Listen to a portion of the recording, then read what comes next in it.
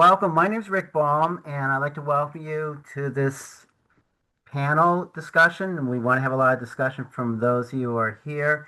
Thanks for your interest.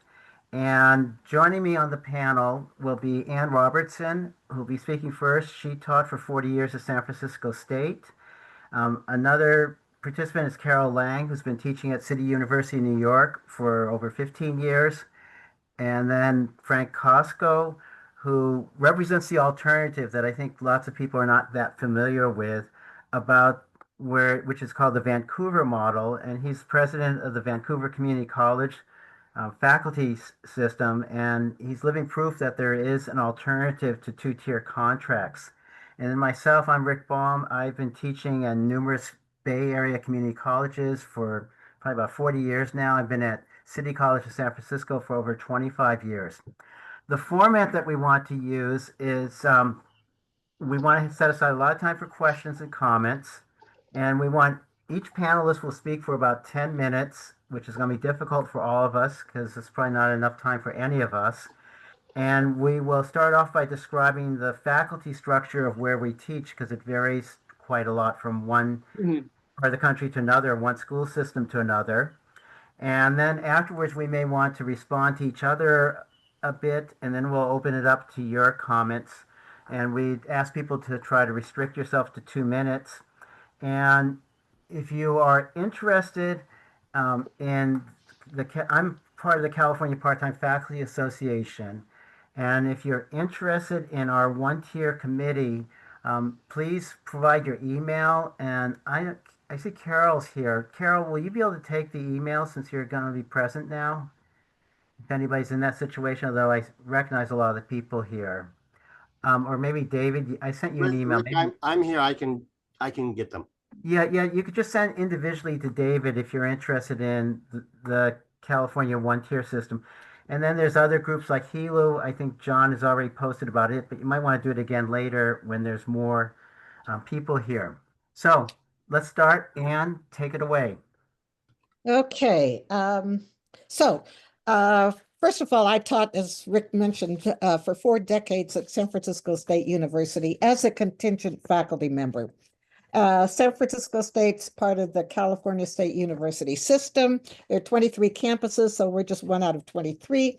But the system is now in a situation where we have more contingent faculty than tenure-line faculty. That is a significant development. So most contingent faculty are, of course, we're overworked, we're paid less, and probably worst of all, we're under constant stress, wondering if we're going to have a job from one semester to the next. But there's a small minority of contingent faculty who do have a significant amount of job security because they're full-time, but there are very, very few of them. So the majority are contingent faculty, very insecure, et cetera, et cetera. We live in a kind of, we contingent faculty live in a kind of purgatory. But the contingent faculty and the tenure line faculty, we are all in the same union, and that is very significant. I'll come back to that later. So why has this happened? Why is it the case that now in California, the contingent faculty are the majority? Why is it that all over the country, the contingent faculty are now the majority of the faculty for universities and colleges? And this happened all at once, all across the country. It was obviously an organized attack on higher education. And my analysis is that this all goes back to 1971, when the U.S. Chamber of Commerce asked Lewis Powell, who was then just a attorney in West Virginia. He later went on to the Supreme Court. They asked him to come up with an analysis of what the left is doing in this country, the political left, the far left. And Powell, in response, came up with this absolutely famous memo where what he said was this, and this is very important. He said the free enterprise system was under attack by the radical left, but also by the universities by consumer groups, by labor unions, and by environmental groups. All of these groups, in other words, were attacking the free enterprise system. So, according to Powell, it was necessary for the business community to rise to the occasion and consolidate political power. And this political power was to be used, and I'm quoting now from Powell, aggressively and with determination, without embarrassment, and without the reluctance which has been so characteristic of American business. He stressed the need for the business community to organize. So this memo then unleashed neoliberalism, where government was stripped down, sometimes to the bare bones, where everything was that could be was privatized, where austerity was imposed on the working class, and where massive amounts of corporate money began to pour into the political system so that the business community was able to take control. Robert Reich, the former Secretary of Labor under Bill Clinton, described the effects of the Powell memo in this way. Reich said, quote, "It had exactly the impact the Chambers sought, galvanizing corporate America into action and releasing a tidal wave of corporate money into American politics." So you've got to keep in mind that one of the targets of the Powell memo was higher education. So the way it played out in the higher education then was to begin to transform tenure line faculty into contingent faculty positions. And this is how, the way it then unfolded was that you had all of these, for example, contingent faculty who immediately began to engage in self-censorship because contingent faculty know full well that their jobs are precarious and that they've got to toe the line if they want to keep their jobs. So that's one thing. Self-censorship began to be normalized. Secondly, administrators, college and university administrators could control faculty easier by the good old divide and conquer strategy, where the administration would say, oh, we can't give you contingent faculty this unless we take it from the tenure line faculty. So they quickly pitted us against one another in order to weaken both of us. Then another element in this scenario was that administrators would subject contingent faculty to onerous working conditions, and in this way normalize these conditions. And then they would extend these conditions to the tenure line faculty. So, for example, at San Francisco State, we contingent faculty were initially really overworked, and we still are, of course. But then they started, initially, the tenure faculty were not overworked at all. But then the administration began to extend the overwork to the tenure line faculty. And now many of them are extremely stressed out because of a very heavy workload. And also, administrators could normalize faculty losing their jobs because we contingent faculty were constantly losing our jobs because we lacked job security. And we would lose our jobs even though there was enough money to keep us. So losing our jobs became normalized. And now in our California State University system, they're going after tenure faculty. They are eliminating departments and tenure faculty are losing their jobs. You know, in the past, this would have produced an enormous uproar on the part of the faculty. But losing your job as a faculty member has been, again, normalized thanks to the presence of contingent faculty. And so there's been barely a peep in response to even tenure folks losing their jobs. Tenure line faculty are, especially when the contingent faculty and the tenure line faculty are in the same union. The tenure line folks are far less apt to engage in political activities such as strikes because they are not the majority.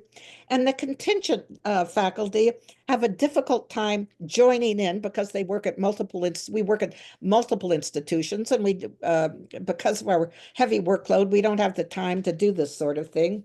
So things like strikes have become just almost out of reach for many of the faculty today.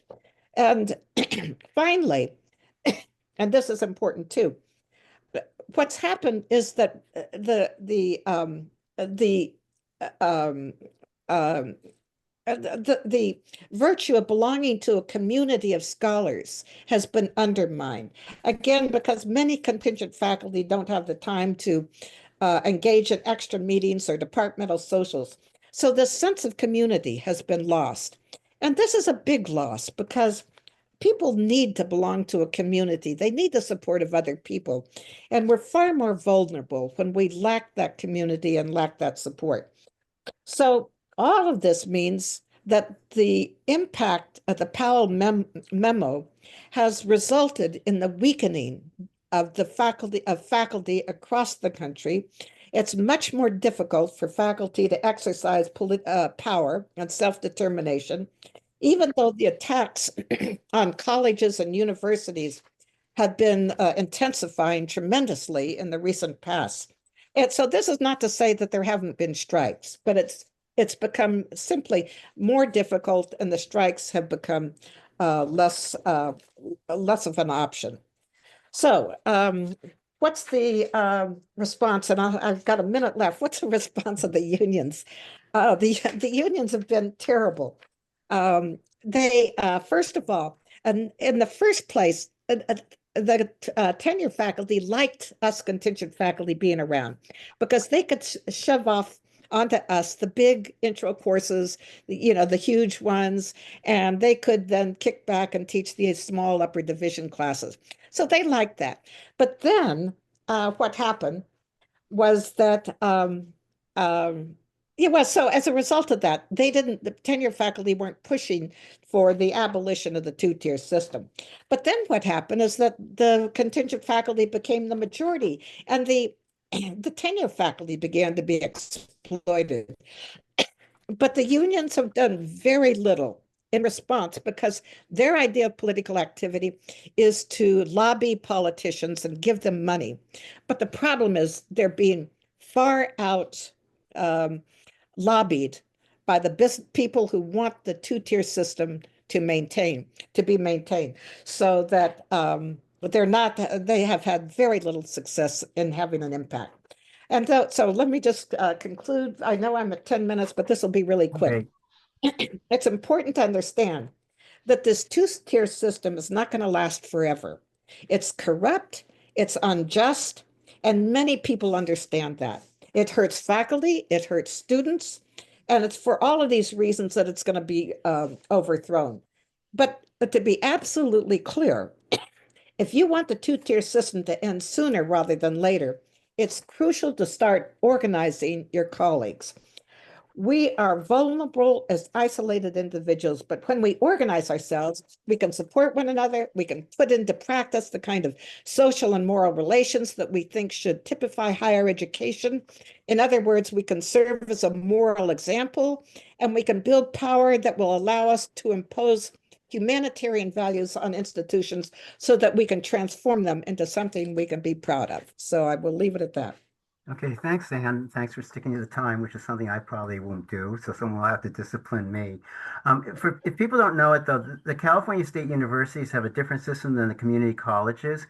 Each community college district has its own union or own local, and there's many different unions representing the locals of the community colleges, where this California State University is all one union. So all the state universities throughout the state are in a single union that I guess bargains for them. Let me now turn it to Carol. So take it away. Hi, I work at Bronx Community College, which is part of CUNY, and it's all, we just have one local, and the name of the union is the Professional Staff Congress. So there are two major issues that I would like to sort of discuss. I hope I have time. One of them is that what's happening to the faculty at CUNY is pretty much happening to workers all around the country. I mean, they're reducing the number of hours, making people contingent workers, temporary workers, in order for the capitalists to continue to not only control us, even though we're all in the union, but contingent faculty never get tenure. But also that they can pay us less money than they pay the full-timers. And this is a problem because for not only for us, but the full-timers sort of think of themselves in some ways superior to the contingent faculty, which really weakens them as well. I mean, it's talk about false consciousness. Anyway, so this is what's mirrored all over the place. And as Anne said, this is what happened. This started like in the 1970s. In the 1970s, the city, New York City, was in tremendous economic crisis. And for that reason, CUNY was able to then, sort of just march in, attack all of everything that we had earned, that we had gained, because of the only way that they could do this was by saying fiscal emergency. So they declared fiscal emergency, and that meant the end of not tenure for the full-timers, but the end of the full-timers. And essentially, before the 1970s, or up until the 1970s, there was one or two adjuncts, somebody who had a specialty in film or dance or art or whatever, they would be an adjunct. Now there's 60% of the teaching staff are adjuncts. And so we have absolutely no protection whatsoever. In the last union contract that I mean, it's so bad. It went from bad to worse. We were offered, in some circumstances, a 2-year, this is supposed to protect us, a 2-year contract. But if we didn't get the contract, then we would be laid off for a year. I mean, and the union put this forward. This is the crisis of leadership, basically, that the unions really don't want to break with the Democratic Party. They don't want to challenge the management in any serious way. And so because they're unwilling to do that, it means that we are forced to eat like some of the worst contracts that have been produced over the course of the years. So now, as I said, we're largely adjunct. 60% of the union is adjunct. People are scrambling around to find classes, jobs of any kind in order to make ends meet. The situation is that the last contract that was proposed to us was rammed down our throats. And the adjuncts by and large did not vote for it, but the full-timers by and large did, even though a very small percentage of the membership voted for it. But there was a point at which, at the very least, the adjuncts would pay by the hour. And we would be paid by the hour, and we would also be paid for office hours, which meant that anything else that they wanted to give us to do had to fit in within the office hour. So now they've negotiated a contract, and this is really phenomenal. It's unbelievable that we are largely full-timers, but being part-timers. And let me just read very quickly.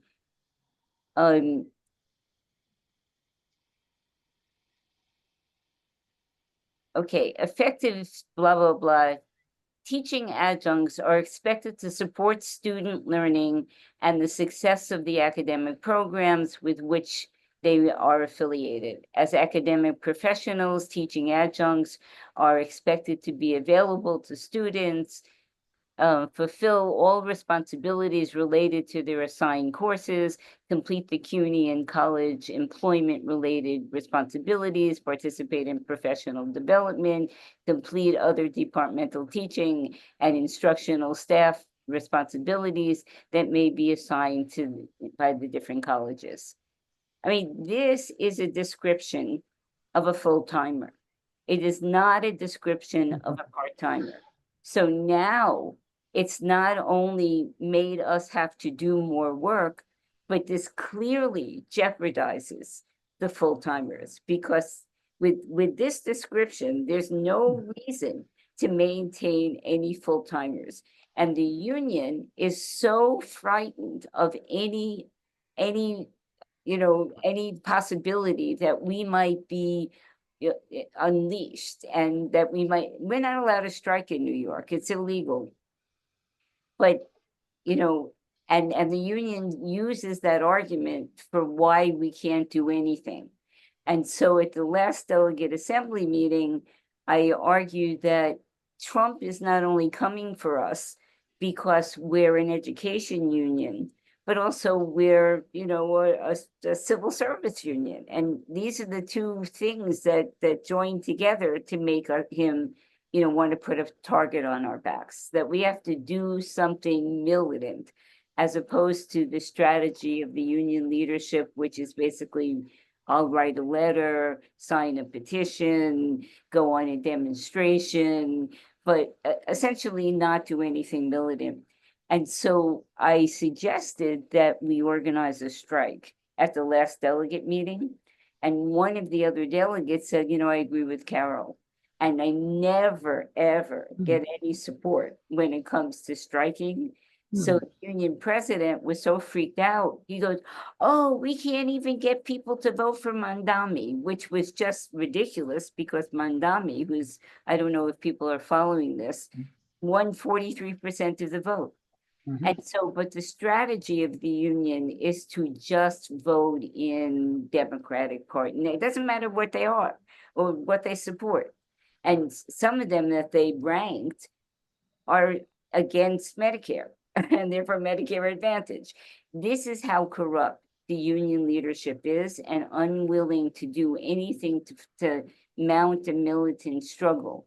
But the more that they don't, the more CUNY, we have lost our right to speak, our freedom of speech. How much time do we have? Because I want to talk about what else we're doing. Yeah, say about 3 more minutes. Okay, so we've lost our right to speak. There are students who have organized on campuses. They've invited the presidents of the schools, and the chancellors have invited the police on campus to beat the crap out of the students. In fact, last year during the encampment, when I was there, I got my rib broken. And the chancellor is, rather than defending people's right to speak, is now complaining about the fact that people are being, quote, anti-Semitic. Anyway, let me just finish quickly. So we've organized, and basically this is the contingent faculty. We have maybe 1 or 2 full-timers, although I'm sure they will come around. The caucus inside the union, it's called Fight to Win. We're going to be presenting our coming out letter to the union, to the delegates, to the union membership, saying this is who we are. We support the right to strike. We think that the union leadership sucks. And please, during the next election, we're going to put up a fight. And this, they have the machine, so it's unlikely that we'll win because they have the presses and all of that. But, and they lie, without any difficulty whatsoever about anything. But the fact is that people are so sick and tired of what's happening. In the last contract, they negotiate, I think I mentioned, they negotiated a 2-year contract for people who, if they don't get it, they get laid off for a year. I mean, it's just, they are bizarre. And people are so disgusted that,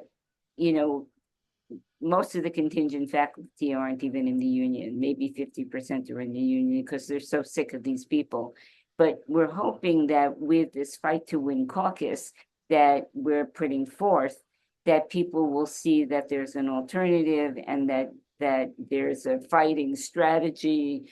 And really the center of it is the right to strike and to organize for a strike, and to end not only this idiotic 2-tier system, but also to have real job protection for the adjuncts, which we have absolutely none. And given the thing that I just read, you can see that the full-time faculty are not going to have it either.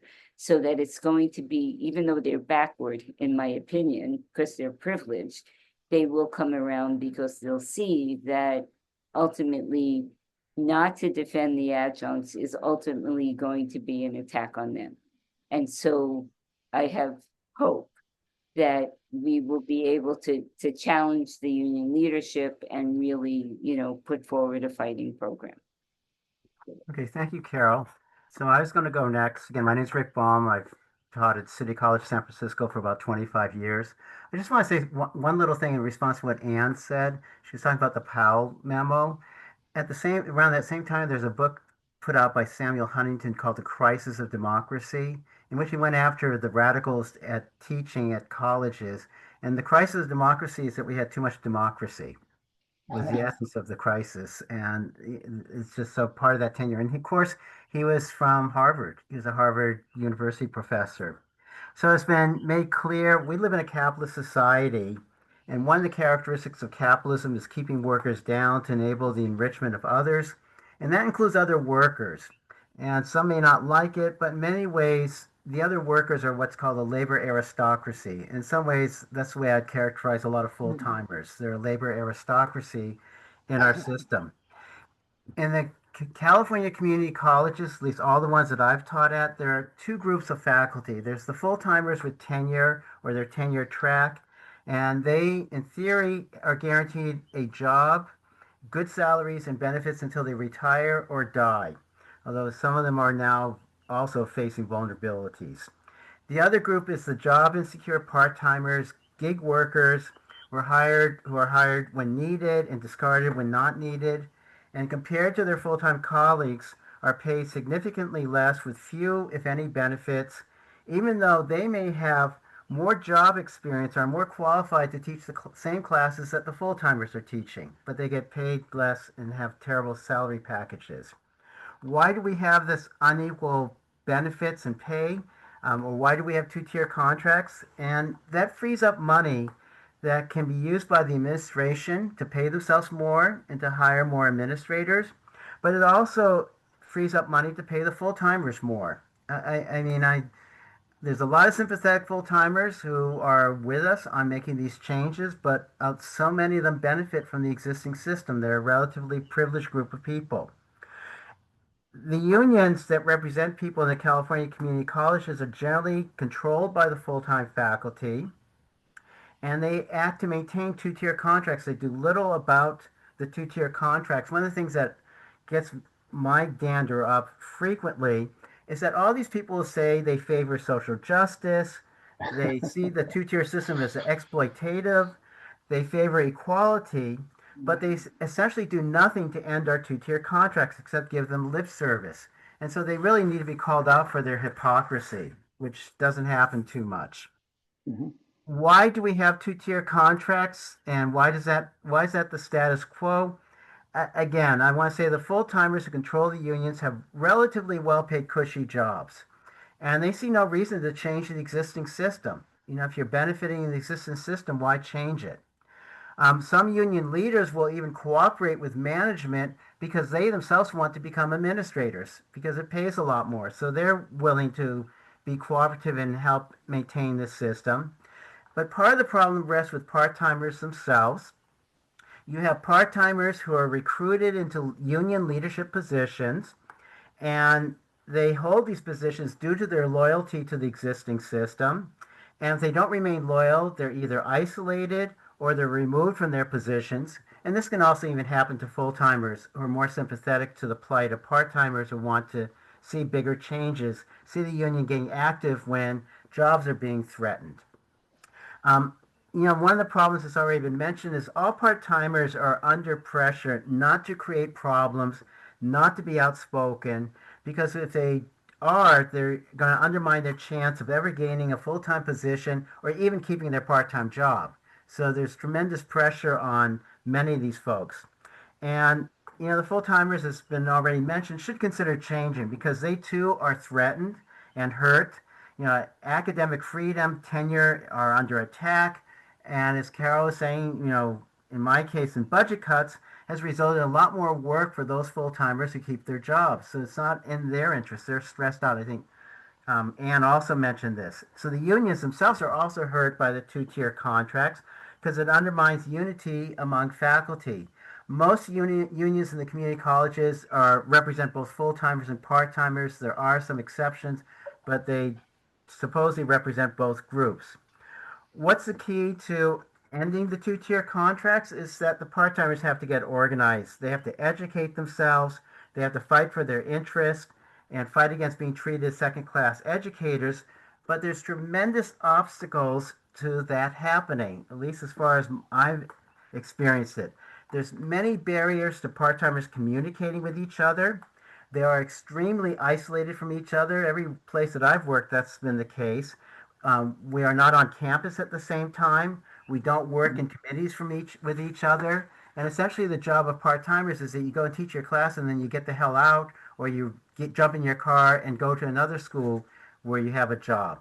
Um, there's also divisions among part-timers because in the community colleges, a lot of the part-timers have outside jobs. They have outside full-time jobs, and the part-time teaching is something they do for fun, and they have really no strong interest in trying to make changes because they're so, they don't rely on their part-time job, and there's the others who do rely heavily on their part-time jobs. And again, there's a lot of pressure on all faculty, but especially part-timers, not to make any waves because you could lose your job, or you'll never get that full-time job because if you have a reputation for being a troublemaker, which is how you'd be viewed, no one's going to want to hire you, and the word will get out on you when you try to seek out that full-time job. If change is going to happen, part-timers have to get themselves organized.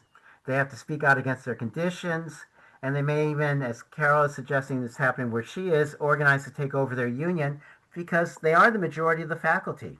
And so if they could be organized, it would be a cakewalk to take over their unions. But in order to be organized, they have to overcome the resistance that they're going to face from administrators, from the full-timers and their union leaders, and the government itself would intervene in different ways, or the state chancellor in the case of the community colleges. How to organize part-timers is a big question. It's often thankless, it's time-consuming, involves a lot of effort. Probably the best thing to do is make one-on-one personal contacts to organize part-timers around a set of agreed-to goals. You have to come up with goals. You have to recruit and bring into your organizing sympathetic full-timers. And this has to be done at each school, but not just at each school, but it has to be done statewide so that part-timers in different community colleges are supporting each other when, say, one has an action or something like that. And ultimately, it has to be something that's done nationwide. And then in California, you have additional barriers because of the laws in California that, in terms of the law, would have to be changed because the way part-timers are recognized under state law and kept from teaching so many classes and are defined in the law. Others can articulate this better than me, but that also is a huge problem. And like Carol said, the California Federation of Teachers and the other statewide organizations, they're lock, stock, and barrel in the Democratic Party. I mean, in California, it's particularly irritating in my mind because the Democrats have absolute control over the state government. Republicans are a minority. They have 2/3 majority in both the House, the state Senate, the state legislature. They control every executive position. And these are people in charge. They've been in charge for years now, and they haven't delivered the goods. But I don't want to have you deliver the goods because it really has, if part-timers are better organized, we're going to get better legislation. The problem now is that we rely on the people at the top to bring us the goods. And it really is at the bottom where part-timers have to be organized if they want to have effective changes brought about to end our two-tier system. So I hope I stayed within the 10-minute rule that I have. And I'd like to now turn it over to Frank after you've heard all these dismal situations about part-timers. Frank, I hopefully will inspire us because he'll talk about the alternative that actually exists in this world. So Yes. thanks, Great. Frank. I hope I'm not putting you on the spot. But Yeah, no pressure at all. But it's heroic what you guys have done, frankly. Thanks very much. It's great to virtually be amongst so many people from California, and Jack Alongmate. He's the guy that named us the Vancouver model. It's all his fault. We don't use that terminology. And it's great to see the part-time faculty association folks from California Dave and Jack and Arnie and Carol on the group here. That's great. So I'm sorry for them. Some of these you've heard before, but I do have a slightly different message than perhaps what you've heard from me before. So anyway, I'll get into it here. And thanks to Rick for organizing this. It's a great idea and needs to be done because of this structural deficit of justice that we've been hearing about from the other speakers. And it's just absolutely amazing how to be reminded how completely unfair and unjust this is. And I think it was Anne who said it's going to end someday. And it should and shall end someday, but how to get there is the issue. Anyway, I have to give you a quick summary of the union. We're the Vancouver Community College, the faculty union there. Our community college system has a lot of similarities to the California system. It was probably modeled on it in part back in the 70s. And BC, British Columbia, our province, has a long and righteous labor history of militancy and strong labor traditions. So that's helped us because we sowed these seeds on fertile ground, I think, in BC.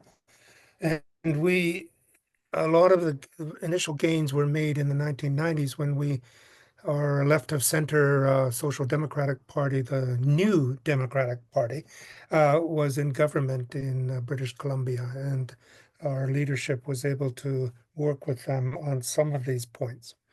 Anyway, our college as in various forms has been around over 100 years. There's various adult ed sections to it. And luckily, a large part of it was vocational education. Our original name was the Vocational Instructors Association. And that's good, I think. It's inoculated us from the worst of the university virus and the stratification of the university world, where every person has a distinction over every other person. And we didn't have that DNA, and we came from a proud Vocational Instructors Association. We have a comprehensive college with academic programs and music programs, and we had a School of Art and lots of stuff. But that vocational foundation was very important, I think. I spent my first week on the campus. I was just recalling, I won't tell you how many years ago, but my very first week in September was on the picket line. We had a strike for about a week, and that was my introduction to the college. So I got sick and twisted right away there. Anyway, to give you a quick summary here, our big victory came in all of my history has been through bargaining, as people have saying, the right to strike. We've had at least 6 strike votes in my history and at least 3 or 4 strikes of various lengths. We haven't struck in the last little while, but we've been able to make pretty good deals.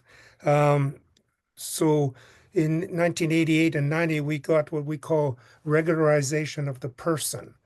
So this was the big deal for us. It wasn't part-time and full-time. It's whether you're non-regular or regular.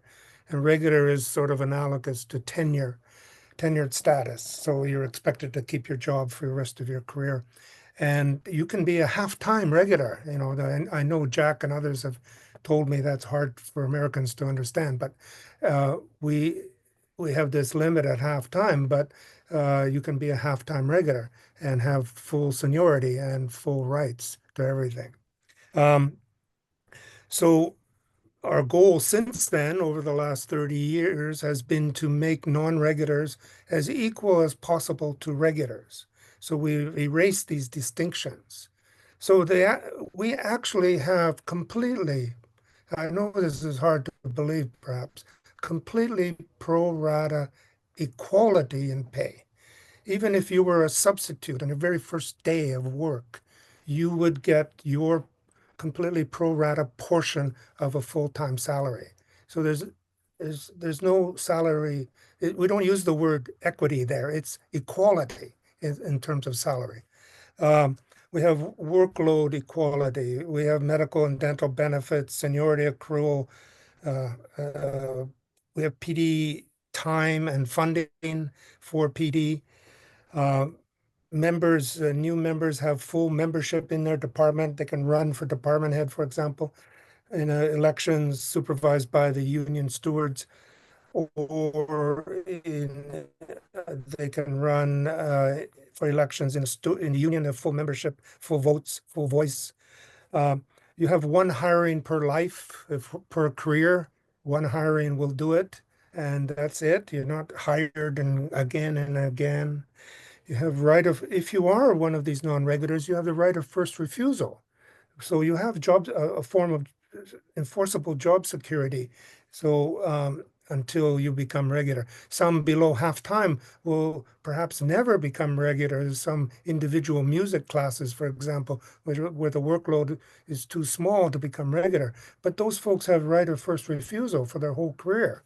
So they have a form of job security. We have fair and limited evaluations, which are only formative after you become regular. No overtime is very important. The regular tenured people can't suck up extra sections and steal them away from what you would call the part-timers. All of these features work together to build a person's career. And very important, of course, is enforcement. We have an independent steward system that the union resources with release time, etc., and legal help whenever we need it. And there's no having your division chair or your department head to control your grievance, or you grieve to them about your lack of a proper schedule. We grieve the college because they let the department head do the wrong thing. We don't grieve the department head, we grieve the college for the inequity. So you have enforcement of all these rights. And academic freedom is one of the provisions of the contract, which is enforceable through grievances. So I can go on and on about that, but just for tonight, I want to tell you perhaps more practical how this spread in British Columbia. British Columbia is a huge province, twice as big as California, with only a fraction, probably a tenth of the people. So we have some really tiny colleges. One up near Alaska, I think, only has about 100 people in it. They have a great name. They're called the Academic Workers Union, but the AWU, but they're tiny. So how would a union like that be able to get any of the kind of regularization language that we have in Vancouver? And I'm trying to write this up, but we basically changed our way of bargaining for those small unions. The VCCFA, our union, didn't need it. But what we did for those smaller unions was form what we ended up calling the common table, where small unions like that signed on to a short list of demands like regularization, and essentially gave up some control of their local control over the issue to the group, but the group was able to make a credible strike threat to the whole province. There would have been a province-wide strike if we didn't make advances on regularization.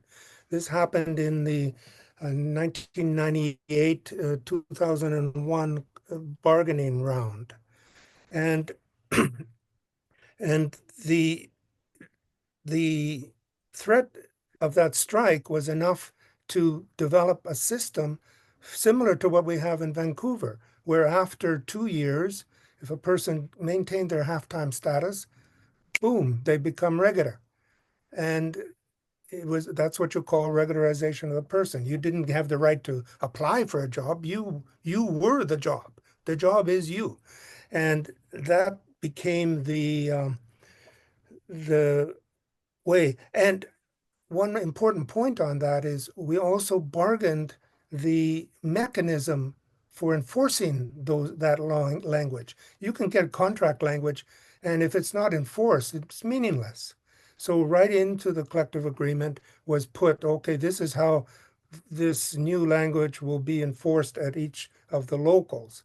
And that's right in there. There was third-party arbitration if it was needed, but in most part, it wasn't needed. And now, even that little academic workers union up near Prince Rupert, near Alaska, has a good form of regularization, which you guys would all faint to have, and job security for the rest of their careers. So we can talk more about that if you have some questions. Yes, But Frank, can you take about 2 more minutes? okay.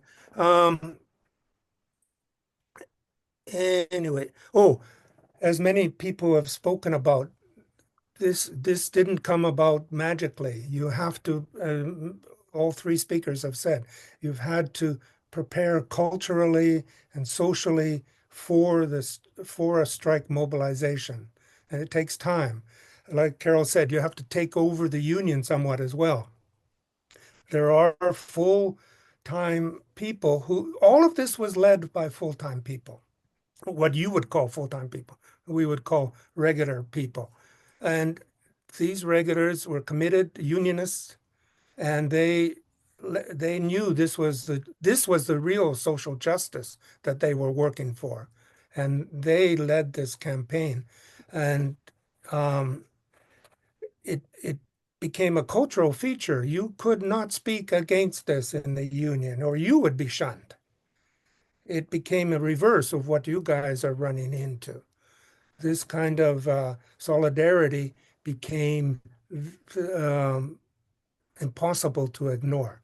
It didn't always work. There were mistakes. Things have happened since then, but I'm just saying it was possible even for small unions who didn't have the unique history that the VCCFA has. So I better stop there. Happy to Okay, take questions. thanks, Frank. Yeah, I mean, all of us will be able to say things during the discussion.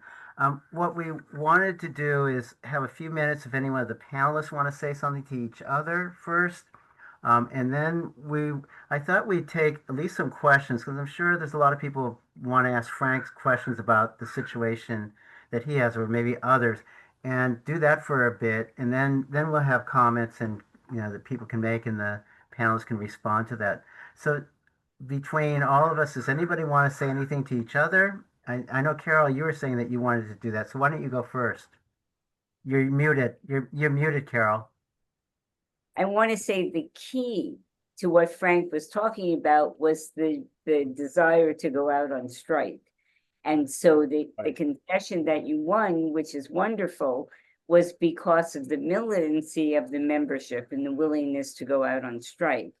And that's exactly the problem that we have, because the union leadership, unlike yours, is unwilling to do anything other than vote and encourage us to vote, or to write a letter to the chancellor. But there is absolutely not one morsel of militancy in their bones, which is exactly why we're in the predicament that we're in. So the difference, and I'm glad that you won, and that's part of the culture of the of your unions, is the fact that there was militancy in the first place, and you were talking about and demonstrated the fact that you were willing to go out on strike. And that I think is the key. Yeah, Go ahead, Frank. an interesting point there is that I think our union leaders, I was an immature leader at that time. I wasn't in the highest ranks, but I think our leaders felt more comfort mobilizing like that because they knew the NDP leaders knew about strikes and stuff. And the NDP leaders were themselves, many of them from labor backgrounds, and they would say to our unions, look, you got to make me do that. Where's your strike vote? I can't do anything without a strike, without having to face a strike vote. So if you have both sides understanding the power of the strike vote, then you got a chance to move forward. And I think that was the part of the environment back then. I'm sure there are Democratic leaders, perhaps 4 of them, I don't know, somewhere, who have that kind of point of view, like your new guy in New York or something, you know. I'd like to respond to that because I hear what you say. It makes a lot of sense, but people are just not ready for striking. And I think there needs to be so much more organizing before you can take that big step. And when strikes have happened, my school had a strike a few years ago. It was a 1 day strike, so it doesn't have any teeth to it. If you say, oh, we're only going to do it for 1 day, and then we're going back to work. And so there's strikes and then there's strikes. I think the CSUs have done the same thing. Oh, we're going to do a strike for 1 day, or 5 of our colleges are going to go on a strike, but the rest of us will continue to work. So you will also want to have a strike that's meaningful, where you have, so a strike in itself may be a joke.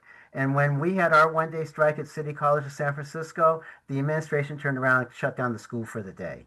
So you couldn't even educate students who might be coming to school and facing a picket line because they didn't show up because the school was closed for the day. So I just wanted to qualify it. Maybe let me have Anne speak, the last panelist, and then we'll start turning to other people here. Who I'd like to really start with questions though first, if there are any. But go ahead, Anne. You're muted. Kind of lousy internet connection. I keep getting kicked out, so frustrating. But I just wanted to say that I completely agree about the strike being our most powerful weapon. And unfortunately, and I'm going to have to go off camera. Unfortunately, in the United States, back in the 1990s, you began to hear within the labor movement that the strike is outdated, that we need to collaborate with the employers, et cetera, et cetera. And that really stopped. The strikes in this country went way down. And so we're just beginning to revive ourselves. Jane McAlevey has been, as he passed away. Oh, you're breaking up, Anne. And shut off your video. Oh, I think Yeah. she did. I think she's having problems. Not hearing her. Let me go to, does anyone have questions first before we start doing discussion? I see, we'll come back to Anne and hopefully she can get I back think on. David does. Yeah, David, what, go ahead. Yeah, unfortunately, I do have a question for Anne. So, but I Oh. have a comment. We were talking about strikes. I was in one of the strongest unions in the state here in San Diego. And the only time we went on strike was in 1996 when the union went on strike to force the district to have the security police and staff join our union. So it was an aggressive takeover, and the district had to sign up, approve it. So we went on strike for that. We never went on strike again, even though they are so powerful they could do anything. And yet what they've done for part-time faculty is minimal. So it's not lack of power, it's the full-time union is very happy with the job that they're doing for full-time faculty, and all of their political money and donations to Democratic candidates are here. We support you, just make sure you keep the status quo. So our own colleagues are supporting the unions that tell the Democrats just maintain the status quo. So, and then when Ann comes back, I have a question for her about CFA and CSUs. Thank you. Okay, I don't know if anyone has questions. So John Martin, I see you have your hand up. And any of the panelists want to respond, just let me know, or just speak up after the person speaks. Go ahead, John. Maybe Yeah, identify yourself. Do you want to real quick. identify yourself too? What's that? Oh, do you want to identify yourself? John Martin, California, Butte College, Shasta College. Butte is CWA and Shasta is CTA.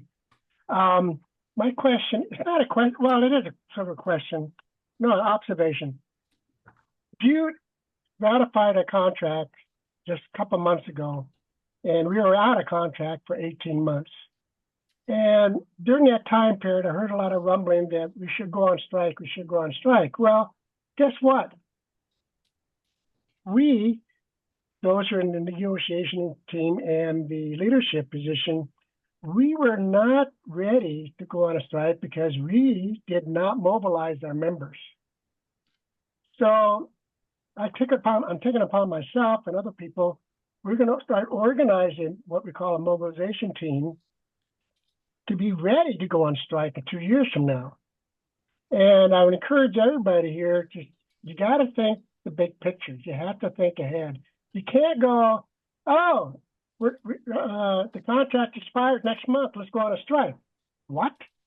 No, you have to build up to it. And so this is one of my missions here, is to build up a mobilization team, get people excited about the possibility of going after the administrator and negotiate a fairer contract. So it's fine to advocate strikes, but you have to plan ahead, and that means organizing. And because otherwise you're just sitting there all by yourself, and you think you're going to become a martyr, and you think everybody's going to galvanize around you. It's not going to work.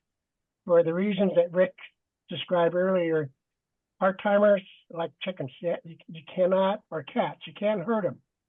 And they all have their different personalities. They have their own needs. They have their own characters, and people don't like you. They don't like them, and because they talk too much, so there's a lot of other issues besides got to work somewhere else or keeping your head down and get a full-time job. And I guess my bottom line is personalities often interfere with any sort of organizing. So I'll stop there. And maybe, Frank, you can respond to that about personalities and getting people to recognize each other in a very holistic way and not think short-term or what have you. So, John, before I go to you, let me go to Frank, but I also see Anne is here. So maybe I should have Frank respond to what John just said. And then if Anne can turn her microphone on, she could say what she wanted to say before. And I think David had a question for her. But Frank, why don't you speak first in Well, response to John? JD Holmes had his hand up before me. Well, yeah. But well, if you're Oh, responding, okay. John wanted you to respond. Okay, all right. Yeah, John's right. When I said those strike stories, you're absolutely right. We spent most of 2 years ahead of time prepping, changing the culture, and developing the solidarity around the issues that were there. You guys, this thing that you've been talking about, and Jack will remember, I've been hearing about it up here in Canada since the year 2000. So what's that now? 25 years I've been hearing you guys lament about this. This is, I can't think of a more righteous issue to mobilize on. And you can do it in a way that actually makes it a non-cost issue. You can formulate your demands around job security for people, which don't cost a hell of a lot, and delay the cost issues to the future. I mean, but without some more job security, you have to build that base on which to fight the second round of fights and the third round of fights. But that can be relatively cheap, and you have a strong argument that way with the taxpayer. We don't want to cost anybody more money right now, but we do need some social justice here. I mean, the 2 generations now of college faculty are going through this complete bullshit. So it's the most righteous issue you could imagine to actually mobilize around a strike. And a real unionist would feel that it was their duty to do so because of the absolutely terrible nature of this. It's completely unjust. But I do agree, you've got to plan ahead and prepare that. And hopefully means the leaders right up to the top of the state union organizations are speaking and talking about this every chance they get. It helps set the tone. Okay, thanks. Okay, Anne, can you unmute yourself now and say what you wanted to say before? And David had a question for you. So you got cut off because you got before. Go ahead. I got kicked off. I got kicked off the internet. It's so frustrating. But all I was saying is that the labor movement rejected the strike back in the 90s. And it's only recently that this kind of resurgence interest in labor, and with new labor historians like Jane McAlevey, that people have been emphasizing how crucial the strike is. It's our most powerful weapon. So let me add one thing. In my youth, unfortunately, it covers campuses. Oh, unfortunately, you're breaking up, Anne. You're breaking up again. I hate to tell you. Oh, she just went off too. Oh well. Dave, John Holmes, why don't you go next? And we'll go Yeah, back to sure. Anne, and Dave will ask her question afterwards. Go ahead, John. Yeah, sure. Well, I spent 4 years on the Peralta Federation of Teachers Executive Council representing the part-timers. And so I could give a whole presentation myself, but I'm not going to because I'd be largely repeating things that other people said. But some of the time. But the main thing I want to talk about, getting back to, in particular to what Carol had to say about strike action in New York, because New York is, of course, the Big Apple. And the thing is, this was during the fall of 2024. In a period for 2 years, there was strike action going on all over, including higher education strikes in many different places, Rutgers and so on and so forth. And with low unemployment, it was the ideal time for strike action, including in the community colleges. Absolutely the ideal time to carry out strike action if the union leaders were serious about it. This was like in the middle of the Longshore strike, the Boeing strike. This is the perfect time for it. They didn't do that because what they wanted to do was elect Democrats instead, basically. Okay, so now we're in a different period. Trump is president. There's all-out attacks on the labor movement. No longer is favorable situation for strikes as you had before. A lot of people are thinking in defensive terms, and you have situations. Now, Trump, some people call him the taco. He always retreats. He always retreats when he faces real opposition. Well, he hasn't faced any real opposition. That's why he's going after the federal workers who are scared stiff of strike action, have no history of it. And are not even talking about it. So what we've had this spring, you had those huge No Kings rallies, but they were organized by the Democrats to piece things out and basically didn't have that much labor participation, at least not in an organized fashion. It was basically the No Kings rallies were giant rallies to get people to vote for Democrats in the midterm elections when you get right down to it, and preventing people from taking serious action. You've also had the rebellion against ICE, but that was mostly of community groups, especially in LA, with very little union participation in them, which is why they haven't been able to get far. If the union stood up, if you had a strike in LA of the workers without contracts working for the city of LA, that would be a huge blow against ICE and against Karen Bass and Newsom, who, despite all their words, have been essentially helping the ICE out. And then, of course, we have the Palestine movement, which is basically dying. And when you have the Iran war, the only serious protesting, when you get right down to it, had against the Iran war, came from MAGA types who thought that Trump was selling out to the power structure. Try to wrap it up, John. So yeah. So the point I'm trying to make is that we're in a defensive situation on it.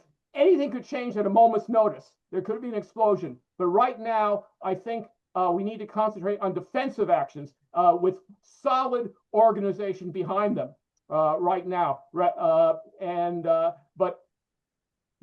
the explosion could happen at any minute, and we have to be ready to strike when the time is hot. And the first thing to do for that is to get rid of our union leaders who are sold out to the Democratic Party. Okay, thanks, John. Anne, you're back again. Do you want to give it another try? Sure, I'll give it another try. This is incredibly frustrating, but You're good now. You're coming in well now. Okay, great. So just to give an example, see, my union that covers all 23 campuses, they like to run things without involving the membership. So they don't report on their meetings. People are disengaged in the union. And so it's for this reason that we're not in a position to strike when we need to strike. It's because the union leaders aren't really interested in striking. And they're more interested in keeping us out so they can run the union themselves. It's pathetic. And David, you want to ask Ann a question? So do you want to ask your question now, and then Yeah, we'll go it's turn quite to appropriate to Steve? that statement. And thank you for speaking. I wanted to ask you how the part-timers, lecturers, and tenured faculty got along in CFA, because I always had the impression that the full-time lecturers and the tenured faculty sort of ignored the part-time faculty in the CFA. And you're basically in the same position we are, even though the lecturers have a much better situation than community college part-timers. What do you think about the CFA situation for part-time faculty? Well, first of all, the tenure faculty have basically controlled CFA from the get-go. And we have organized on our campus contingent faculty. We got a big group going, and they started having to take us more seriously. But the tenure faculty, by and large, are not concerned with the contingent faculty situation. So a telling situation came up last year when they were threatening to let go of many contingent faculty. So what we contingent faculty said was, let's call for a hiring freeze. So additional tenure faculty would not be hired, but use that money to hold on to our current contingent faculty people. The tenure faculty wouldn't go for it. They preferred to have their conditions slightly improved by hiring more tenure faculty while throwing out on the street many contingent faculty who had been around for decades. It was just a disaster. Okay, so to answer your question, David, you're talking, but we don't hear you. No, I've been mumbling to myself. That's a very sad statement on CFA. Thank you, Rand. Okay, Steve, I don't know your last name, but you've had your hand up for a while. Do you want to unmute yourself? Or Steve? I don't know if the Steve is still here. It wasn't Steve. Oh, there you are. Go ahead. I'm here. Good evening. I work in the K-12 system, so my questions really can't be addressed here. But I want to ask the guy from Alaska, what college are you talking about again? Or the guy from Canada? So it was an Alaska college in which you had a good situation? No, sorry, I meant the BC college that's the closest to Alaska, than Prince Rupert. Okay, so you don't know. I thought you would say there was a college in Alaska that had a good contract. I'm sorry. So this is this is college you mentioning is in British Columbia, correct? Right. Okay. Well, if anybody ever has any ideas about the basis or nature, the rationale for the K-12 problem, I would love to talk to you, because it seems like myself, permanently in the lower tier, unable to get any principal to give me it. I have a problem with the principal being the sole person determining your future. There's just something wrong with that. They don't see it but once or twice a year. In the first 2 years, they can say anything they want to you, and your career ends. There's just something social justice wrong there, especially since people of color are the ones who are in the situation last, get in as a teacher, and they're the first always put out. Even when it comes to being administrator, it's a very bad, and that's why there seems to be a serious racial bias toward who becomes a teacher in the United States, and there seems to be nothing done about it. There's be no way to change it, and the union leader will tell you, well, they can fire you anytime they want the first 2 years. That's the last thing you want a union leader saying, right? Right. but that's what they say. So I appreciate you guys having this. I listened, and I'm hoping that I can get some ideas to share with my colleagues. Thank you so much. Frank, do you have anything that you can talk about the K through 12 schools in Canada? Kind of address what Well, Steve is talking about? the British Columbia BC Teachers Federation is one of the most militant teachers organizations in Canada, and they went on a illegal strike during their contract in their bargaining at least a decade ago. And they were connected, I was going to say, with the Chicago teachers strike. And I was reading a bit about the Chicago teachers strike. This is K to 12, and just like Carol was saying, a reading group within the union started with about 4 or 5 people, took over the union. And they invited teachers from British Columbia over to Chicago to speak to them. So that whole story is very inspiring, and it's completely based on the workers taking over the union and fighting the righteous fight. So I would recommend learning anything about the Chicago teachers movement, about what they did. Thank you so much. I appreciate it. Thank you. And Frank, one of the problems that we have here, like in San Francisco, for example, the K through 12 schools are being gutted. The state university where Ann taught is being gutted. The community college is being gutted. And there's very little interaction between the people who represent these different school systems. In Canada, is there more working together between all the people who are involved in public education that goes beyond just say No, politics? I'm sorry. No, I'm sorry to say it's very siloed up here. The education is basically provincial, state responsibility, and there's little interaction between the states, and then between the provinces, and then within the province, the university teachers do one thing, and the community colleges do another. So that's a weak point in our system. And I just want to ask, and then I'll turn to Carol. We all are working in academic institutions, and you're saying that your school is more of it started out as a vocational school. Are there any academic community colleges where they've actually adopted the kind of model that you have at the Vancouver Community College? And how did That's what I was about? saying.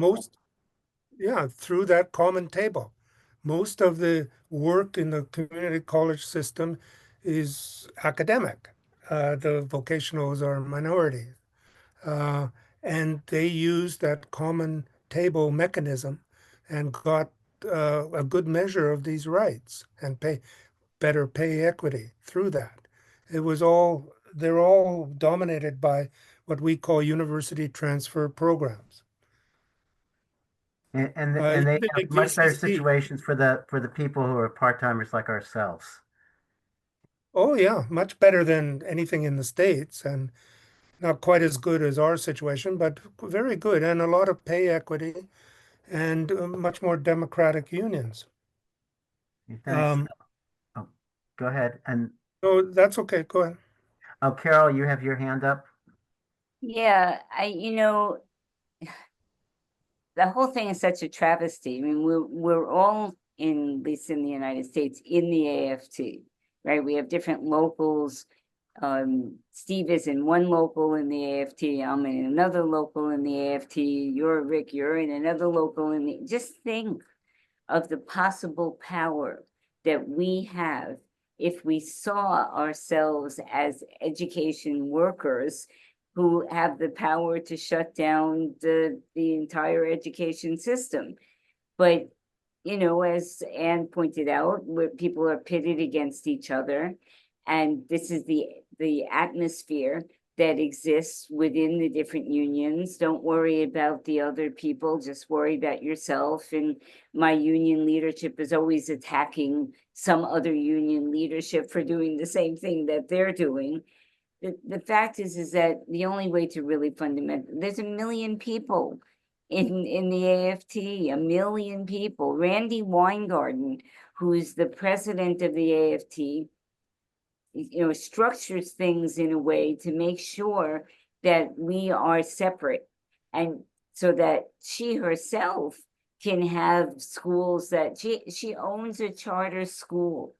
These people are so corrupt. They're so in bed with the Democratic Party. They're just more interested in making sure that they make money and that's why they have fear of unleashing workers in strike activity. But we have to start talking about ourselves, not only in terms of the PSC, which we're doing now, but in terms of the AFT across the country. We can shut everything down. And, I hear, I forget who said, oh, John, that this isn't the time to strike. This is precisely the time to strike because we're getting kicked in the head. And so, of course, a strike isn't going to happen tomorrow. And I don't think anybody was going to claim that you can just call a strike and then we're all going to go out. But we're calling to start organizing for a strike, because without a strike, all the unions are going to be broken. And this is the intention of the Trump administration, is to break the unions, lower the wages of workers, lay people off, and public education. This is precisely the thing we should be saying to people, and that the answer is striking. Whether people are going to go out on strike right now, they're not going to, but the fact is that the union leadership says we can't do it. It's not that we can't, they say that we can't, and that's why people are like, well, if they say so. So we have to, offer another alternative, a new voice. And we're hoping that Fight to Win, which is the caucus, will be the sort of epicenter of, at least in my union, of this new voice that is going to be talking about, you want to have a vision of education, which my union talks about all the time, about a new vision. Well, you're not going to get it unless you make a concerted effort to go out on strike and demand more money, and demand that the union leadership either start organizing or get out of the way. And so it's time, they want to break us. And I think that we have to keep that in mind, that they want to break us, and it's time for us to unify as, the AFT, and start organizing to overthrow these sellouts who just are connected to the Democratic Party, and that we have to really start building a real alternative vision. Okay, thank you. I want to call on people that some people don't have their hands up. Like Alexis, you had a lot of questions for me. I'm surprised you aren't raising your hand. Did you want to ask one of your questions that you had that you sent to me in an email? I don't want to put you on the spot and you're muted. Yeah, I'm muted. No, I'm unmuted. I was just thinking about this, everybody should, we should plan for striking, and I couldn't agree more. I've thought that for a while, for a lot of years, but the fact that we are very siloed in our locals and in unions, we're not all AFT. I have never been in AFT, actually. I was CTA, triple CI, and I was in CFA. I actually worked for CFA for a period of time, but never AFT or CFT. Let me stop you for a minute, just so people understand. Yeah. The community colleges in California, some of them are AFT, but a lot of them are NEA, or they have their own so-called independent union that is not even affiliated with any kind of state or national body. So those are the ones that you're naming off a bunch of different ones, and people might not know who these different groups are. And that's a further problem, because when Carol says, oh, it's all AFT, it's not the case in California. And that's also true for the K through 12 schools. They're divided. But I'm sorry. Yeah, so we have a myriad of contracts and part-time leaders in the state, none of whom I see here actually, that are part-time leaders for CFT or AFT. here at this meeting, which is, I guess, no surprise. Because I was in a little subgroup for a couple years, and one of them was actually on the email list, and I never saw him at one meeting. So, but I'm sure he took all the information and notes back to his statewide leader. And these folks have these leaders for AFT specifically have been in those positions for, I don't know, I want to say 2 decades. Am I right? I don't know. Somebody here must know who's at AFT. But we, we're just siloed and dead-ended in these groups. So striking becomes a real, challenge, I think, to plan and to work on. I was a part-time leader in a local that was triple CI, which is the group of independent unions in California, and we're all in community colleges. So in our system, so it's a system, but it's a system that's very disparate in terms of organizing. But in triple CI at my local, I was actually ousted from leadership for trying to organize part-time faculty because the full-time faculty did not want to have anything to do with this. And that's happened to other folks too, that I know of in their locals, who may have been, I think, AFT specifically. So, there's some problems there. I don't know what else to say about those. In terms of questions. Yeah, let me have you ask one question, and we can have someone try to answer it and then move on. I think, we had formed kind of a group, I don't know, 3-4 years ago, I guess, and worked for quite a long time to get things done. But within that group, just trying to agree on a set of goals was a challenge. And I mean, I can rattle off the goals off the top of my head, but there's always going to be one person that says, oh, I think we should have incremental bills, continue incremental bills, that kind of thing. And it's a complete waste of time to when obviously in our system we've been incrementalized through legislation for decades. And people say, oh, well, that's just how it's done. That's how it's done in the legislature. Well, sometimes you have to do it yourself and organize and have a set of goals, stick to them. Don't, come in there and go, oh, okay, let's form 5 task force of part-timers. Every group has a task force now on the 2-tier system. Yeah. Well, let me cut you off because we're trying to hold it to 2 minutes. John and then Steve Zeltzer. So go ahead, John. Yeah, I just basically want to respond to what Carol had to say. I don't want any misunderstanding. You're absolutely right. We need to start now preparing for what needs to be done. Which is indeed strike action. But strike action to be successful, I mean, Trump, it's a bit of actually what Trump wants to do is he wants to go after the weak unions, especially unions that have laws against strike action, like the federal workers.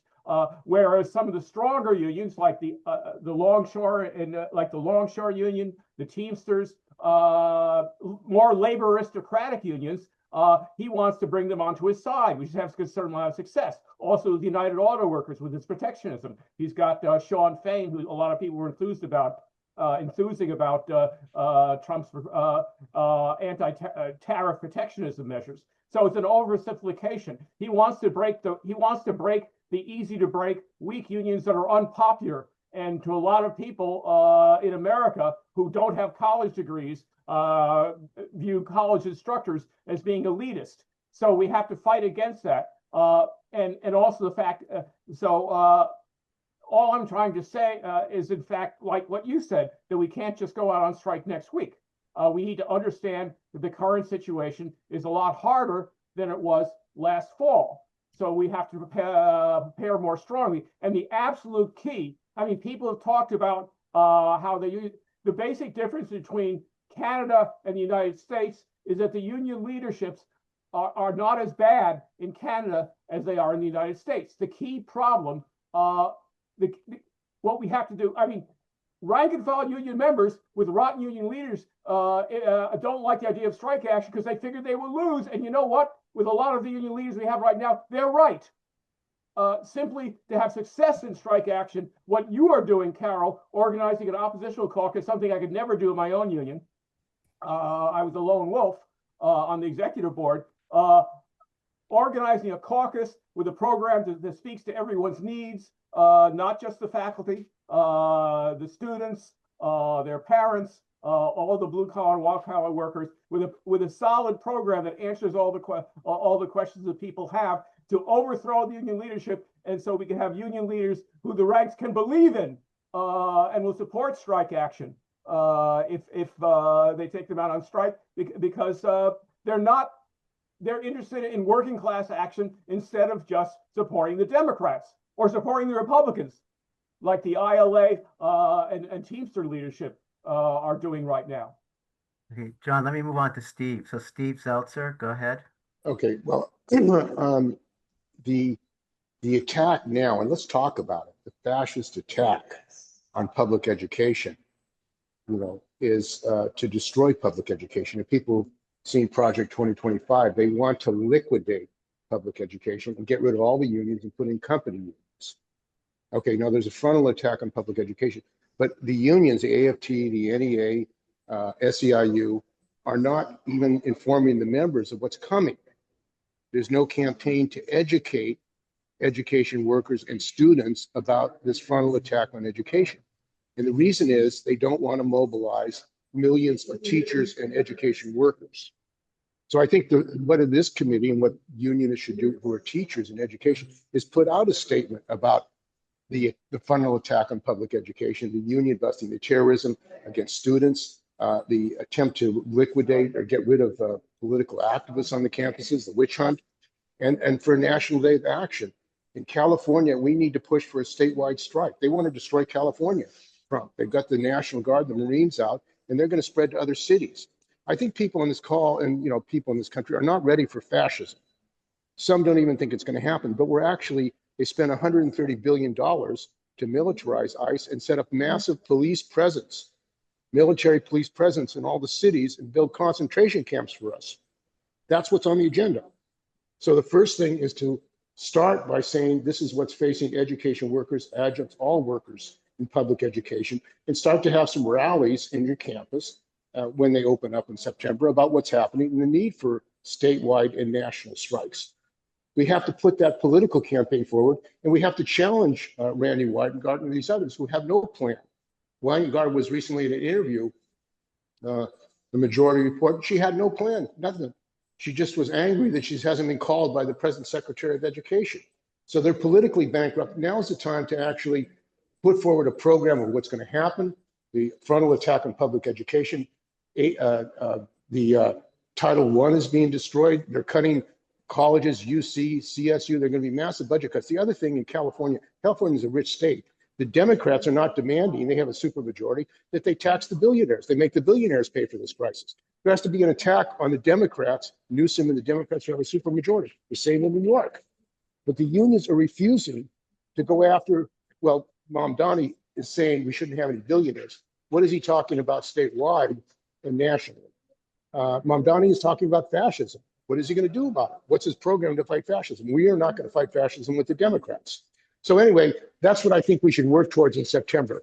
A national campaign to say what's happening, to say that there's a frontal attack on public education. All public education workers, students, faculty, and staff need to unite together and start to have meetings on the campuses and have a political campaign in the unions to demand action. I think that would be a step forward, which the unions are not proposing at all nationally. Okay, Anne, you have your hand up? Yeah, just to follow up on what Steve was saying, the problem is that our union leadership sees themselves as these important people. They run the unions. They get to rub shoulders with the politicians. They're big contenders. So it's all about them. And they leave the membership in a subservient, disengaged position. In order to be able to strike, you need an engaged membership, but that's only going to happen when you have a vibrantly democratic or union where people feel that they have a voice and they have something at stake. So the problem is we've got this very reactionary culture that has been adopted by most union leaders. And so our job then is to organize, gradually get rid of this reactionary leadership and turn these unions around. Yeah, if I could just add to that, I mean, one of the problems with our unions, at least my local, is that they're very top down.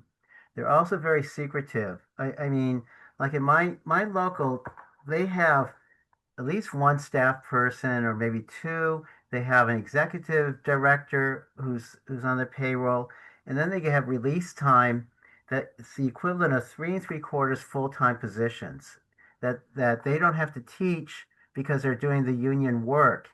And yet I don't know what they spend their time doing. They never report on it. They send out a bulletin once or twice a week about some grievance that they have towards the administration, but they're incredibly secretive. And I don't know if others experience this, and I don't want to say it's just about the current leadership, but I've talked with a couple of people who've been on the executive board of the union, and they refer to the top leadership as control freaks. They have to be in control of everything, and anything that's introduced by someone who's not is not being introduced by them, they reject just because they aren't not in control of it. In terms of the unions themselves, I do want to say the story about City College, and I only understand it vaguely because it happened well before I started teaching there. But we're among the highest paid part-timers in the country. Now, a lot of us have lost our jobs. I haven't, but there used to be 1,100 part-timers. Now they're down to about 550. And they've also lost a lot of full-timers. They've gone from 800 and now they're below 500 in the downsizing of the college. But what I understood historically is that there's just a small number of people who were part-timers who got together and they were able to take over the union and they held the leadership positions and they saw to it that the situation for part-timers was much better than it is elsewhere. I mean, they made some inroads, but they didn't go any further, and there's been no improvement for part-timers for about 15 years now. But it doesn't take a lot of people to have an impact on their unions if they get organized and they hold it together. But again, they need to mobilize people. And as I said, for part-timers, it's so difficult to mobilize them because you can't communicate with them. We're isolated from each other. And how you overcome those things is the big question in my mind. And as someone said earlier, it's like organizing part-timers, like trying to organize, cats or something like that. It's just so difficult because of our isolation and separation from each other. So again, I think if there was a vibrant actions within your union, you attract more people, and that would be helpful. But I just have frustrated year after year by the inability to get together and mobilize people to do things. And then when I have had a little bit of success with that, the union will send in part-timers who demobilize us and start fighting with us, and then no one wants to participate anymore. Again, I think we have a lot of problems, and a lot of it's not just the union leaders, but it's from other part-timers who do the bidding of the union leadership. And it's very frustrating that we have that over and over again. I'll take my hand down and stop talking. Is anybody else want to speak? David, I don't know, Steve, if you have your hand up again. David, you're muted, so you want to unmute yourself? You're still muted, David. Yeah, in the late 90s, CPFA was founded by a bunch of disgruntled part-timers who said, we can't deal with this anymore. And that was before any group had any part-time committees or any leadership. Locally, we had a bunch of outspoken part-time faculty in our union, and we were getting really strong or having a voice, and they kicked us out. So we established SADAFA, San Diego Adjunct Faculty Association. And we were banished from the union, and it was pretty ugly. But you're right, there are a few part-timers who, make a living by living off the union and doing what the president says. But the majority are just going, I hope I have a class next semester. And if you go up to them and say, hey, if you join SADAFA or CPFA, we can all get together. Oh, no, I only have my mortgage to pay and I'm barely hanging on. And you have 35,000 people barely hanging on. And then you're saying we need to get them all riled up. There's a huge fear factor of, if I lift my head up, they're going to take my classes away and then I'll be bankrupt and kicked out of my house. So, I mean, people saying, well, all we have to do is, it's not just all we have to do. We have a tremendous challenge facing us. And if we don't look at that, then we're not going to achieve anything. So do you have any suggestions to how we can overcome that fear factor? A lot of education, as I pointed out in the chat room, we have 23 people on this. If we had hundreds, you go, wow, we've really got something. But we have 23 out of 35,000 or more. Education of our own part-time faculty members, and that takes hours of energy, and that's what CPFA has been doing for 30 years, and that's what SADAF has been trying to do, and people on different committees are trying to do it, but we're fighting a whole bunch of apathy and a whole bunch of malice, malicious full-time leaders who are just very happy to have be the first class passengers, and they're not at all concerned if the ship is going to sink, because they're going to get off and they're fine. By the time I retire, well, who cares? So we have a lot of challenges, and I think education of our own ranks is primarily important. So let me ask a question for everyone here. Does anyone have suggestions to how you overcome the fear, and have you had success organizing part-timers, and how did you manage to do it? Anyone? Sure. Yeah, I actually had a considerable amount of success. The part-time committee I organized at PFT often had a larger attendance than did the union meetings. And the reason was because I put forth a program that people liked. And so I had a fair amount of success, even as a lone wolf, although I had collaborators, so that's the key. You have to be able to put forward a comprehensive program that will work, which covers everything, which covered all the things that I've talked about in the chats. That's what you have to do. You have to give people a solid perspective, a realistic perspective, and a program that works. That's how you can overcome the fear. Okay, Anne, do you want to take your camera off, because it might help your sound? Yeah, thanks. So at San Francisco State, what we did was we started organizing the contingent faculty, and we got about 100 people in our little organization. We called it Equity for Lecture Faculty, or otherwise known as ELVs. So one of the things we did was we put together a petition, got lecture faculty to sign on the petition, where we were calling on our statewide union to do better for us in negotiating. And we listed the things that we wanted them to get for us in negotiations. So we started putting real pressure on our union to do better for the contingent faculty. And so we did have somewhat of an impact. We had an impact on our campus. Just, this might seem trivial, but everybody has to refer to us now as lecture faculty, not lecturers, not adjuncts, lecture faculty. It's a small point, but it gives you more respect. In any case, though, what happened, sadly, was that then we got hit with massive layoffs. And, the steering committee of our organization got decimated. Our membership got decimated. And so we're struggling now to try to recoup. But, we've taken a hard hit at San Francisco State. Okay. Anybody else want to make questions or comments, especially if people haven't spoken yet? We're supposed to go till 8, but if no one else has things that they want to say or bring up, we could just bring it to an end now. But anyone else have any last minute thoughts that they want to share or issues that they'd like to bring up? David? Yeah, I want to share something. I mentioned the COCAL conference coming up in 2026 in Mexico City. The last time we had the conference in Querétaro, Mexico, I took a resolution from Jack down there to promote the one tier and to say, this is what we want.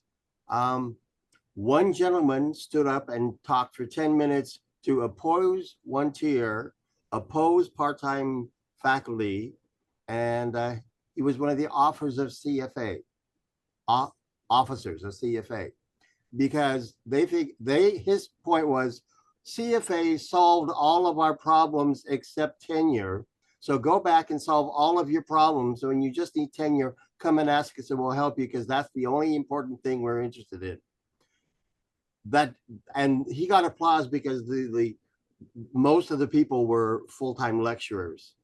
And so the part-time faculty in community colleges were just not in the room. The air was sucked out for us. So that's why I'm really hoping that in 2026, it's not just a part of a motion or resolution that gets voted down, but part of a presentation where we can educate the people who are supposed to be on our side. Okay, Carol? Yeah, I think that we've already established that the union leadership are a bunch of shits. And so, to just repeat, give a further example of that is, just another, I think it's time that we have to start thinking in a more positive way. My Fight to Win group has about 65 people in it now. And these are people who are really committed to wanting to organize within the union. And we have 30,000 people in the union, so it's still a small drop in the bucket. But it's not going to be us that's going to push people into the direction of wanting to organize. It's going to be Trump, it's going to be the chancellors, it's going to be attacks on the unions. Those are the things that are going to get people mobilized. And so, believe me, I'm sympathetic, David, when I hear you say things about how shitty the union leadership is, because I feel you, you know what I mean? I see it all the time, but it's time for us to start putting out a program, because we know that the attacks are going to come down hot and heavy, and more than that they are now. And so it's important to have somebody out there who's standing away from the union bureaucrats and saying, we need to do these kinds of things. We need to begin to talk about striking. We need to begin to talk about a party that is based on the working class. We need all of these things that I think is more important to focus on, rather than the crimes of the union leadership, because we can be talking about that forever. I can be talking about it forever, but there's no point in it, because the majority of the adjuncts at my job are not in the union, because they know that they hate the union leadership. Why should I pay money when I have to pay my rent to the union?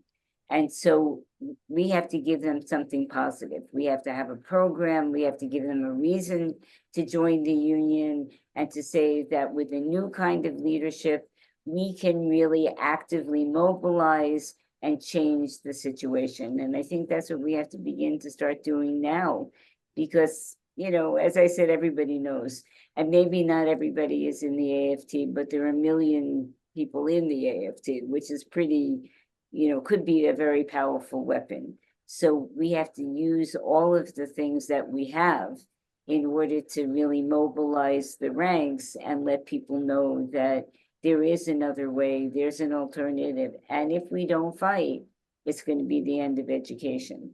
So let's come up with some positive program that we can, like, put forward to the members.